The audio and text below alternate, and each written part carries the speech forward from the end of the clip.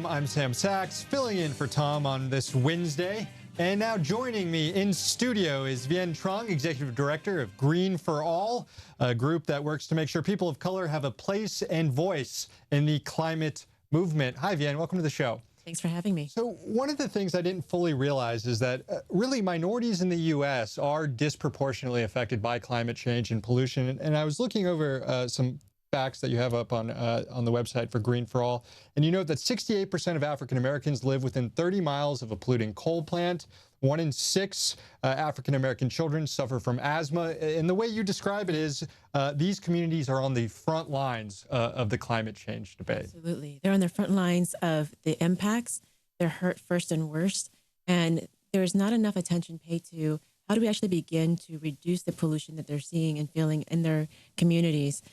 Not only do they have higher rates of asthma, there's less access to healthy foods, less access to good medical care, and they're more likely to die from asthma attacks than our other counterparts. So we really want to make sure that as we're talking about climate change solutions, which we all love and want to advance, we also think about the folks who are really suffering first and foremost. One of the things that sort of hinders support for doing something about climate change is the fact that the consequences and effects of climate change are hard to see, or they're far out into the future, which increasingly isn't the case. We're seeing the effects of climate change happening right now, whether it's in bigger storms or whether it's sea level rise in other places of the world. But still, there's this feeling that, oh, this is a problem that we can address in the future. And when it comes to African American communities in particular, that have so many threats facing them today, whether it's just confrontations with police on a daily basis, living with poverty, you might think that climate change might fall down the list of issues that they care about because they're trying to survive every day. But polling shows that actually minority communities and African American communities actually support doing something about climate change, thinks it's a bigger issue than the general population does. Absolutely, because more and more we're seeing that it's no longer abstract. What we saw from Sandy and Hurricane Sandy and Hurricane Katrina, what we see in Flint, what we see across the country now is that the face of climate change, the impacts that are being felt are the people of color. And they're less likely to have options to move or to leave away from dangerous places. For instance, Flint, as soon as it happened, a lot of families moved out of the area, but the families stuck there are the people who have no income or no other viable choices. So that's a huge problem.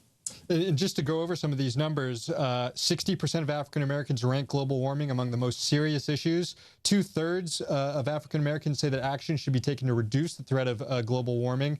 Only 3% of African Americans say concern about global warming is unwarranted, and that's compared to 13% of Americans. So you're right. Everybody's on board that this is an important issue. One interesting thing, your group, Green for All, has come out against a carbon tax initiative that's being considered in Washington state. We've heard how proposals like carbon tax are absolutely necessary to curb global warming, but they still need to be crafted in a way that's helpful. What's wrong with this proposal that's being considered in Washington state right now? Well, we're not the only ones who are not supporting it. There are voters in Washington who don't like it. 1/3 of the voters don't like it. Unions don't like it. Progressive organizations don't like it. Even enviros are not supporting it. It's because the initiative gives big tax breaks back to the big corporations, and it really does nothing to address the problems in the front line communities. As you mentioned earlier, the impacts felt by communities of color are dire and severe. We really have to make sure that when Washington moves forward with the carbon price, that it doesn't leave communities behind. And where should that money go to? You talk on Green for All how it's not just about closing down power plants and reducing global warming, but actually about making communities more resilient and stronger moving forward. Right. Well, I helped to lead a coalition that got passed in California, the biggest fund in history for low-income communities. And that fund was coming from our carbon pricing program, which in California is a cap-and-trade system. And so it took now 1/3 of the revenues, 35% of all of this carbon pricing money goes to programs that benefit disadvantaged communities. And it went to funding things like urban forestry, free solar panels, free energy efficiency, affordable housing, transit, free bus passes for seniors and students, great things. And that has earned the support not only of Democrats, but also of progressive organizations, also of Republicans and big corporations. Yeah, it's important, even if you don't believe that the planet is getting hotter, if you don't think humans are involved in that, just enacting a lot of the policies will make things better. We can all agree that pollution is bad, whether or not it's actually warming the planet, it is. But let's reduce pollution at least. Right. It gives kids asthma, things like that. Exactly.